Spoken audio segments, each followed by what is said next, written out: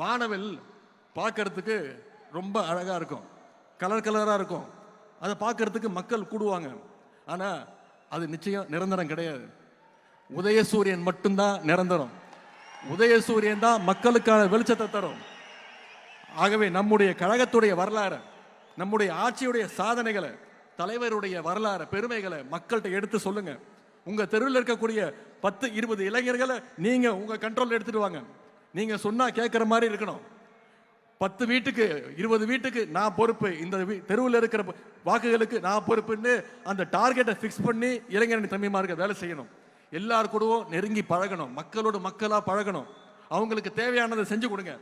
தமிழ்நாட்டில் எந்த வீட்டை எடுத்துக்கிட்டாலும் நம்முடைய திராவிட மாடல் அரசுடைய திட்டங்கள் நிச்சயம் அந்த வீட்டில் ஒரு பயனாளியாவது நிச்சயம் இருப்பான்.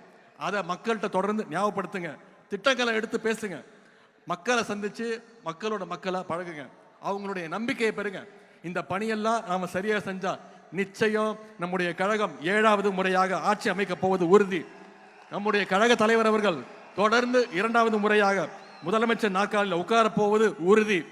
நாம பெறப்போகிற வெற்றி சாதாரண வெற்றியாக இருக்கக்கூடாது. 70,000 பூத்திலையும் நிச்சயம் உதயசூரியன் வெற்றி பெற்றாக வேண்டும். 70,000 பூத்திலையும் மிகப்பெரிய வாக்கு வித்தியாசத்தில் வெற்றி பெற வேண்டும். நம்முடைய தோழமை கட்சியுடைய வெற்றி உறுதி செய்யணும்.